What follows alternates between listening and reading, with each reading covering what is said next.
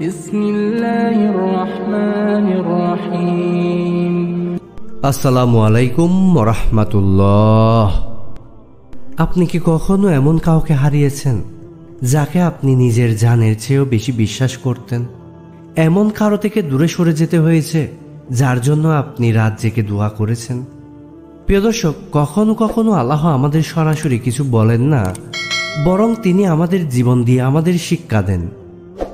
তিনি বলেন, এই মানুষগুলোর কাছ থেকে দূরে সরে দাঁড়াও, আমি তোমাকে ভালোবাসি, আমি তোমাকে রক্ষা করতে চাই। কিন্তু প্রশ্ন হলো, কারা তারা? কারা সেই মানুষ যাদের সম্পর্কে আল্লাহ নিজে আমাদের সাবধান করেছেন? এমন 7 ধরনের মানুষ আছে যারা আমাদের জীবনে থাকলে ঈমান ধ্বংস হতে শুরু করবে আস্তে আস্তে, অজান্তে। হয়তো আপনি ভাবছেন, ভাই আমার আশেপাশে তো সবাই ভালো মানুষ, কিন্তু থেমে যান একটু, অপেক্ষা করেন। ভালো আর পরীক্ষিত ভালো, এই দুইয়ের মধ্যে পার্থক্য জানেন তো? প্রিয় দর্শক, এই ভিডিওটি শুধু একটা ভিডিও নয়, এটি একটি আয়না। আপনি নিজে দেখবেন, আপনার চারপাশকে দেখবেন, আর হয়তো আপনি কাঁদবেন আর ভাববেন, আল্লাহ, আমি এতদিন ভুল মানুষকে আঁকড়ে ধরেছিলাম। আজ আপনি শিখবেন আল্লাহ কাদের থেকে আপনাকে দূরে রাখতে বলেন আর কেন বলেন। আপনি জানলে অবাক হবেন, আপনার হৃদয় দিয়ে অনুভব করবেন। আসুন সেই 7 ধরনের মানুষ কারা জেনে নিই।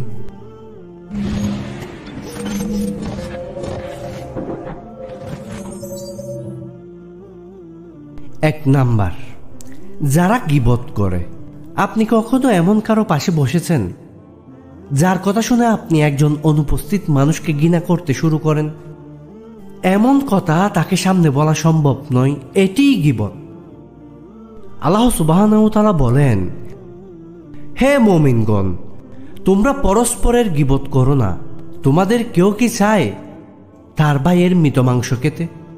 আল্লাহ সুবহানাহু ওয়া তাআলা এখানে কেবল নিষেধ করেননি, বরং একটা গা শিউরে ওঠা উদাহরণ দিয়েছেন, মৃত ভাইয়ের মাংস খাওয়া। এটা বোঝায় গীবত মানে কারো পেছনে এমন কিছু বলা যা তার সামনে বললে সে কষ্ট পাবে, আর এটাই যেন মৃত্যুর মতো ভয়ঙ্কর। হাদিসে এসেছে, রাসূল সাল্লাল্লাহু আলাইহি ওয়াসাল্লাম বলেন, গীবত হচ্ছে তুমি তোমার ভাইয়ের সেই দোষ বলো যা সে অপছন্দ করে। মুসলিম শরীফের হাদিস 2589। ধরুন আপনি কাজ শেষে বাসায় ফিরলেন, ক্লান্ত, কিন্তু মনের মধ্যে শান্তি আছে। হঠাৎ আপনার এক ঘনিষ্ঠ বন্ধু ফোন করে বলল, ভাই জানো সুমন কি বলেছে তোমার ব্যাপারে? আমি শুনতে না চাইলেও সে বলবে। এভাবে গীবতের আগুন এক জায়গা থেকে আরেক জায়গায় ছড়ায়। এদের কথা এমন মিষ্টি যে আপনি টেরই পান না। আপনি অপরাধের অংশীদার হয়ে যাচ্ছেন। শুধু গীবত করাই নয়, গীবত শোনাও গুনাহ। রাসূল সাল্লাল্লাহু আলাইহি ওয়াসাল্লাম বলেন, যে গীবত করে এবং যে গীবত শুনে দুজনই গুনাহগার। এখন বলুন, আপনার আশেপাশে এমন কেউ আছে কি যার পাশে বসে আপনি দিনে 5 বার অন্যের নাম নেন? কেউ আছে যার কথায় আপনি হাসেন অথচ জানেন সে অন্যকে নিচে নামাচ্ছে? প্রিয় দর্শক, আপনি কি আল্লাহর প্রেম চান? তাহলে সেই মানুষদের চিনে নিন যাদের সম্পর্কে আল্লাহ নিজেই সতর্ক করেছেন। কারণ গীবতকারী বন্ধুর সাথে বন্ধুত্ব মানে জাহান্নামের দিকে নীরব যাত্রা। আপনি যে সম্পর্ক আঁকড়ে ধরেছেন সেটা কি আপনার ঈমান টানছে নাকি ধ্বংস করছে? 2 নাম্বার, যারা সবসময় অভিযোগ করে। আপনি কি কখনো এমন কাউকে দেখেছেন যার সঙ্গে কথা বললেই মনে হয় শুধু অভিযোগ আর অভিযোগ? এমন মানুষ যারা সুখের মধ্যে সুখ খুঁজে পায় না, বরং সব কিছুতেই খুঁজে নেয় একটা দোষ।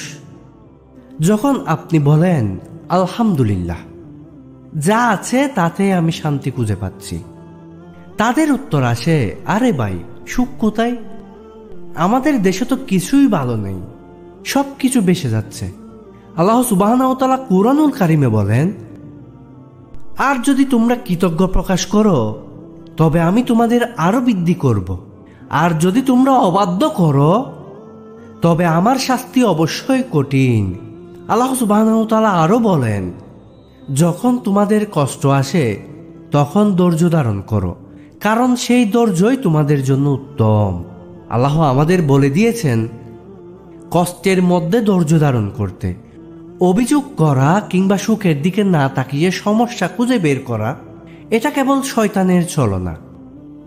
যিনি তার প্রতি নির্দিষ্ট কিছু ভালো দৃষ্টিভঙ্গি তৈরি করতে পারছেন না, তার জন্য আল্লাহর পক্ষ থেকে এক কঠিন পরীক্ষা। এই ধরনের মানুষ নিজের জন্য শান্তি খুঁজেন না, তারাই কেবল অভিযোগের আড়ালে শান্তি হারায়। হাদিসে এসেছে, রাসূল সাল্লাল্লাহু আলাইহি ওয়াসাল্লাম বলছেন, তোমরা আল্লাহ দেওয়া নিয়ামতের প্রতি কৃতজ্ঞ থাকো। যে ব্যক্তি কৃতজ্ঞ তার নিয়ামত বাড়ানো হয়। সহিহ মুসলিম শরীফের হাদিস। ধরুন একজন বন্ধু আপনার সাথে খুব খারাপ সময় কাটাচ্ছে। আপনি তাকে বলছেন, ভাই একটু ভালোভাবে চিন্তা করো, সব কিছুই বদলাবে। তবে সে ফিরে বলে, কিছুই ঠিক হবে না, ভাই তোরা তো কিছু বুঝিসই না। এদের এই জীবনটা অভিযোগ আর হতাশায় মোড়া থাকে। তারা কখনো আল্লাহর পক্ষ থেকে আসা পরীক্ষার দিকে তাকায় না, তারা শুধু সমস্যাকে বড় করে দেখে। এমনকি আল্লাহ তাদেরকে জানিয়ে দেন যে অভিযোগ করতে গিয়ে তারা নিজেদের ঈমানকে ক্ষতিগ্রস্ত করে। আল্লাহ সুবহানাহু ওয়া তাআলা কুরআনুল কারীমে বলেন, ধৈর্য ধারণকারী সেই মানুষ যারা যখন কষ্ট পায় তখন আল্লাহর দিকে ফিরে আসে এবং তাদের হৃদয়ে প্রশান্তি আনে। প্রিয় দর্শক, যখন আপনি তাদের সঙ্গে সময় কাটান, আপনি কি অনুভব করেন শুধু অভিযোগ আর অভিযোগ? আপনি কি অনুভব করেন আপনার মনও তাদের অস্থিরতার শিকার হয়ে যাচ্ছে? তারা কি আপনাকে আল্লাহর নিয়ামতের প্রতি কৃতজ্ঞ থাকতে শেখাচ্ছে? বরং তারা আপনাকে তাদের সঙ্গে একত্রিত হয়ে অভিযোগ করতে বাধ্য করে। তাদের থেকে দূরে থাকুন। এরা জীবনের সুন্দর দিকগুলো গোপন করে রাখে এবং অভিযোগের সাথে তারা শান্তির কোনো সম্পর্ক তৈরি করতে পারে না। এরা কখনোই শান্তির মধ্যে থাকার চেষ্টা করে না, বরং আপনারও শান্তি কেড়ে নিবে। অথচ আল্লাহ বলছেন, শুধু তোমরা আমার উপর বিশ্বাস রেখো, আমি তোমাদের সাহায্য করব। প্রিয় দর্শক, আপনি কি সত্যি অভিযোগকারীদের মাঝে আছেন? এখন আপনার সিদ্ধান্ত, এদের সঙ্গে থাকবেন নাকি আল্লাহর কাছে পৌঁছানোর পথ খুঁজবেন। 3 নাম্বার, যারা অহংকারী। কখনো এমন মানুষ দেখেছেন যারা নিজেদের উপর অতিরিক্ত বিশ্বাস রাখে, নিজেদের বিশেষ মনে করে? এমন মানুষ যারা মনে করে, আমি সব কিছু জানি, কেউ আমাকে পরামর্শ দিতে পারবে না। আল্লাহ সুবহানাহু ওয়া তাআলা বলেন, অহংকার করতে করতে তারা আল্লাহকে অস্বীকার করল। আল্লাহ অহংকারীর শাস্তি সম্পর্কে বলেছেন যে এই ধরনের মানুষ একসময় আত্মতৃপ্তিতে ভরে ওঠে। তারা অন্যদের থেকে উঁচু মনে করে নিজেকে, আল্লাহর দয়া ও হেদায়েত থেকে সরে যেতে থাকে এবং এটাই তাদের জন্য সবচেয়ে বড় ক্ষতি। হাদিসে রাসূল সাল্লাল্লাহু আলাইহি ওয়াসাল্লাম বলেন, যে ব্যক্তি একদম ছোট একটি অংশ নিয়ে অহংকার করে সে জান্নাতে প্রবেশ করবে না। সহিহ মুসলিম। ধরুন আপনার এক বন্ধু সবসময় বলে, আরে তোমরা তো কিছুই জানো না, আমি যা বলি তাই সঠিক। এমন মানুষের কাছে নিজেদের মতামত বা পরামর্শ দেওয়াও অকেজো হয়ে পড়ে। তারা কখনোই কিছু শিখতে চায় না। আর আল্লাহ সুবহানাহু ওয়া তাআলা বলেন, যে অহংকার করে আমি তার হৃদয় থেকে সত্যকে দূরে সরিয়ে দেব। এখন আপনার সিদ্ধান্ত, আপনি কি সেই মানুষদের মধ্যে আছেন যারা কখনো নিজেদের দোষ দেখেন না? আপনি কি কাউকে কখনো বলবেন, দোয়া করি আল্লাহ যেন আপনাকে হেদায়েত দেন? নাকি আপনি নিজেও এই অহংকারের পথে হাঁটছেন, মনে করেন সব কিছু জানেন? তবে চিন্তা করুন, আপনি যদি সৎ হতে চান আপনাকে অবশ্যই অহংকার পরিত্যাগ করতে হবে। 4 নাম্বার, যারা অন্যদের ছোট করে। প্রিয় দর্শক, কখনো কি এমন কাউকে দেখেছেন যিনি অন্যদের ছোট করে, তাদের সম্মান নষ্ট করে নিজের ক্ষমতা প্রদর্শন করে? তারা মনে করে যতটা কম হবে ততটা ভালো। আল্লাহ সুবহানাহু ওয়া তাআলা কুরআনুল কারীমে বলেন, কখনো একে অপরকে অপমান করো না, নিশ্চয় তোমরা কেউ জানো না পরের লোকের মধ্যে আল্লাহ কি রেখেছেন। আল্লাহ আমাদের সতর্ক করেছেন, কারো সম্মান নষ্ট করা বা ছোট করে দেখানো তাকে আল্লাহর কাছে অপরাধী বানায়। কিন্তু অহংকারী ব্যক্তিরা এই ধরনের কাজ করে, বিশ্বাস করে তারা নিজেদের দুনিয়াতে শক্তিশালী, শক্তিমান। হাদিসে রাসূল সাল্লাল্লাহু আলাইহি ওয়াসাল্লাম বলেন, যে ব্যক্তি তার ভাইকে ছোট করে দেখবে তার জাহান্নামে যাওয়ার পথ সুগম হবে। নাউজুবিল্লাহ। ধরা যাক অফিসে আপনার এক সহকর্মী অতিরিক্ত কাজ নিয়ে হাঁপাচ্ছেন, কিন্তু আরেকজন বসের সামনে গিয়ে বলে, এই লোকের তো কিছুই আসবে না, সে তো শুধু কথা বলেই সময় কাটায়। এভাবে অন্যকে ছোট করা বা তাকে তুচ্ছ করা। তবে আপনি যদি তার পাশে দাঁড়ান, তাকে উৎসাহ দেন, তাহলে আল্লাহর রহমত আপনার দিকে আসবে। আল্লাহ সুবহানাহু ওয়া তাআলা বলেন, তোমরা একে অপরকে ছোট করে দেখো না, একে অপরকে উপকারে সাহায্য করো। এখন চিন্তা করুন, আপনি কি কখনো এমন কাউকে ছোট করেছেন? আপনার আশেপাশে কেউ কি আছে যাদের আপনি অবহেলা করেছেন, তাদের সম্মান নষ্ট করেছেন, কারণ তাদের অবস্থান আপনার চাইতে নিচে? প্রিয় দর্শক, একটু ভাবুন তো, আপনার সিদ্ধান্ত কি হবে? আপনি কি আর কাউকে ছোট করবেন, নাকি আল্লাহর হেদায়েতে ফিরে আসবেন? 5 নাম্বার, যারা অসৎ, দুনিয়ার প্রতি মোহিত। কখনো কি এমন কাউকে দেখেছেন যাদের জীবনে শুধু দুনিয়াই গুরুত্বপূর্ণ? যারা আল্লাহর পরিপূর্ণ দানকে গ্রহণ করে না, বরং কেবল মনের মধ্যে জমে থাকে জীবনের সব পার্থিব আনন্দের প্রতি মোহ। আল্লাহ বলেন, তাদের জীবনে কেবল দুনিয়াবী জীবনই সবচেয়ে গুরুত্বপূর্ণ, অথচ পরকালের প্রতি তারা উদাসীন। যারা সবসময় দুনিয়ার আনন্দে মত্ত থাকে, তারা জানে না এর স্রোতে ভেসে যাওয়ার ফলে পরকালের সুখ তারা হারিয়ে ফেলতে পারে। দুনিয়াকে কেন্দ্র করে তাদের সমস্ত আগ্রহ, ভালোবাসা এবং কাজ। কিন্তু আল্লাহ তার বান্দাদের মনে করিয়ে দেন যে পরকালই প্রকৃত জীবন, যা আমাদের দুনিয়ায় একমাত্র সঠিক পথ অনুসরণ করতে সাহায্য করবে। হাদিসে রাসূল সাল্লাল্লাহু আলাইহি ওয়াসাল্লাম বলেছেন, যে দুনিয়ার জন্য ক্ষতি করবে, সে আসলে নিজের পরকালকে ক্ষতিগ্রস্ত করছে। সহিহ মুসলিম। ধরা যাক একজন লোক দিনরাত কাজ করছে, নিজের সুখের জন্য উপার্জন করছে, কিন্তু শেষ পর্যন্ত পরিবারের সঙ্গে সময় কাটানো কিংবা ইবাদত করার মতো সময় কোথাও খুঁজে পাচ্ছে না। আর চিন্তা কেবল পুঁজি আর ব্যক্তিগত স্বাচ্ছন্দ্যে সীমাবদ্ধ। এইভাবে তিনি সেই মুহূর্তগুলোই হারিয়ে ফেলছেন, যা তাকে পরকালীন শান্তি এনে দিতে পারত। আল্লাহ সুবহানাহু ওয়া তাআলা বলেছেন, তোমরা পৃথিবীকে এত ভালোবাসো কেন, যেটি তোমাদের জন্য কোনো স্থায়ী পুরস্কার নয়? এখন আপনার সিদ্ধান্ত কি হতে পারে? আপনি কি কখনো দুনিয়ার মোহে পড়েছেন? আপনি কি শুধু নিজেকে দুনিয়ার আনন্দে মগ্ন রেখে পরকালের দিকে অগ্রসর হচ্ছেন না? আল্লাহর কথায় ফিরে আসুন, যাতে এই দুনিয়াও আপনার জন্য বরকতপূর্ণ হয় এবং পরকালও নিরাপদ থাকে। 5 নাম্বার, যারা অন্যদের উপকারের জন্য কিছুই করে না। প্রিয় দর্শক, আপনি কি কখনো এমন কাউকে দেখেছেন যারা অন্যদের সাহায্য না করে শুধুমাত্র নিজেকে সেবা দেয়? যারা মনে করে যতটুকু আমি পেলাম তাতেই আমি খুশি, কিন্তু কখনো ভাবেন না যে একজন মানুষের সাহায্য প্রয়োজন, সে কিভাবে তাদের কাছে পৌঁছাবে। আল্লাহ বলেন, তোমরা একে অপরকে সাহায্য করো, সত্য ও পরহেজগারিতে একে অপরের সহায়ক হও। আল্লাহ আমাদের বলে দিয়েছেন, আমাদের দায়িত্ব এক দ্বারা অন্যকে সাহায্য করা। আমাদের উচিত শুধু নিজের জীবন নিয়ে ভাবনা নয়, বরং সামাজিক দায়বদ্ধতার মাধ্যমে একে অপরকে সাহায্য করা। কিন্তু পৃথিবীতে কিছু মানুষ আছেন যারা কখনো অন্যদের সমস্যার দিকে নজর দেন না, তারা শুধু নিজের ভালোবাসা ও প্রয়োজনকে গুরুত্ব দেন। হাদিসে রাসূল সাল্লাল্লাহু আলাইহি ওয়াসাল্লাম বলেন, তোমরা কেবল নিজেদের উপকারে সবকিছু রেখো না, বরং অন্যের উপকারে এগিয়ে এসো। ধরা যাক আপনি যখন কষ্টে আছেন, আপনি আপনার বন্ধুকে ফোন করেন, কিন্তু সে তখন ফোন ধরতে অস্বীকার করে, কারণ সে ব্যস্ত নিজের কাজ নিয়ে। এমনকি আপনার পরিবারে কেউ যদি সাহায্য চায়, সে তাকে ঘৃণার চোখে দেখে এবং তাতে অংশগ্রহণ করতে চায় না। এই ধরনের মানুষের জীবন শুধুমাত্র স্বার্থপরতা আর নিজের সুখের পেছনে ছুটে চলা।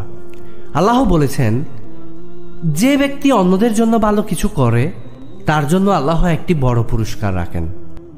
এখন ভাবুন, আপনি কি সত্যি অন্যদের সাহায্য করার দিকে মনোযোগ দিয়েছেন?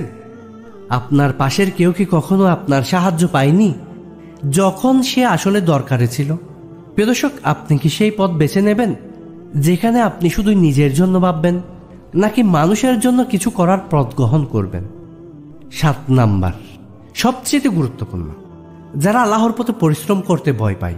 প্রিয় দর্শক, আপনি কি কখনো এমন কাউকে দেখেছেন যে আল্লাহর পথে কিছু করার চিন্তা করলেই ভয় পায়? যখন তাকে কিছু সাহায্য করতে বলা হয়, সে মনে করে এটা আমার পক্ষে সম্ভব নয়। যখন আল্লাহর পথে কোনো কাজ করতে হয়, তখন তার মনে হয় এটা আমার সাধ্যের বাইরে, আমি তো পারবো না। আল্লাহ বলেন, তোমরা আল্লাহর পথে পরিশ্রম করো, তোমরা আল্লাহর সাহায্য পাওয়ার জন্য প্রস্তুত থেকো। আল্লাহ আমাদের বলেছেন তার পথে এগিয়ে যাওয়ার জন্য আমাদের পরিশ্রম করতে হবে, আল্লাহর পথে আলাদা কিছু করার জন্য প্রস্তুত থাকতে হবে। কিন্তু দুঃখের বিষয়, অনেকেই মনে করেন যে কোনো ধরনের পরিশ্রমে আল্লাহর পথে একেবারেই নিরর্থক। তারা কখনো বিশ্বাস করতে চায় না যে পরিশ্রমের ফল কখনো ব্যর্থ হয় না, আল্লাহ কখনো কোনো শ্রম নষ্ট করেন না। হাদিসে রাসূল সাল্লাল্লাহু আলাইহি ওয়াসাল্লাম বলেন, যে ব্যক্তি আল্লাহর পথে পরিশ্রম করে সে কখনো বিনা ফলে ফিরে যাবে না। সহিহ বুখারী। ধরা যাক আপনি কোনো ভালো কাজের জন্য উদ্যোগ নিচ্ছেন, যেমন সাদকা দেওয়ার কিংবা মসজিদে সাহায্য করার জন্য পরিশ্রম করার চেষ্টা। তবে একজন আপনাকে বলল, এটা তো খুব বড় কাজ, তুমি পারবে না, এই কাজটা তোমার নয়। এমন মানুষগুলো আল্লাহর পথের প্রতি ভয় পান এবং অন্যদের মধ্যে আল্লাহর পথে পরিশ্রমের জন্য আগ্রহ তৈরি হতে দেয় না। আল্লাহ বলেন, তোমরা যারা পরিশ্রমে অস্থির, আল্লাহ তোমাদের পরিশ্রমের প্রতিদান দেবেন। এখন আপনার সিদ্ধান্ত, আপনি কি কখনো আল্লাহর পথে কিছু করতে গিয়ে ভয় পেয়েছেন? আপনার মনে কি কখনো এমন ভীতি এসেছে যে এটা সম্ভব নয়, অথবা আমি নই সেই কাজের জন্য? আপনি যদি কখনো এভাবে চিন্তা করে থাকেন, তাহলে বুঝতে হবে এটাই শয়তানের চক্রান্ত, যাতে আপনি আল্লাহর পথে পরিশ্রম করতে নিরুৎসাহিত হন। প্রিয় দর্শক, আপনি কি সেই ব্যক্তি হতে চান যিনি আল্লাহর পথে বাধার কারণে পিছিয়ে যান? অথবা আপনি কি সেই পথ বেছে নেবেন যেখানে আল্লাহর সাহায্য পাওয়ার জন্য পরিশ্রম করবেন? প্রিয় ভাই ও বোনেরা, এখন আপনি কি অনুভব করছেন আল্লাহ কি সত্যি আমাদের জন্য সেরা চান? তিনি আমাদের জীবনের সঠিক পথ প্রদর্শন করতে চান, সঠিক মানুষগুলো আমাদের আশেপাশে নিয়ে আসতে চান। যখন আল্লাহ আমাদের সতর্ক করেন, তখন তার উদ্দেশ্য আমাদের ভালোর জন্যই। কিন্তু প্রশ্ন হলো, আমরা কি এই সতর্কতাগুলো শুনতে প্রস্তুত? আমরা কি সেই 7 ধরনের মানুষ চিনতে পারব যাদের আল্লাহ আমাদের থেকে দূরে থাকতে বলেছেন? আমরা কি তাদের কাছ থেকে দূরে চলে আসব যাদের সঙ্গে থাকলে আমাদের ঈমান ক্ষতিগ্রস্ত হতে পারে?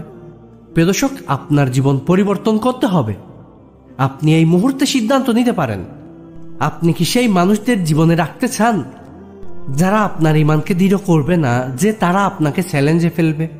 আল্লাহ সুবহানাহু ওয়া তাআলা বলেন, হে ঈমানদারগণ, তোমরা একে অপরকে ভালোবাসো, একে অপরকে সাহায্য করো এবং আল্লাহর পথে পরিশ্রমী হও। আল্লাহ আমাদের যে পথ নির্দেশ করেছেন সেখানে যারা পরিশ্রমী, পরেজগার, সৎ এবং বিশ্বাসী, তারা আমাদের সত্যিকারের বন্ধু। এটি আমাদের দায়িত্ব সঠিক মানুষকে চিনতে, তাদের সঙ্গে সম্পর্ক গড়তে এবং যারা আমাদের সঠিক পথে রাখতে সহায়তা করবে তাদের পাশে থাকতে।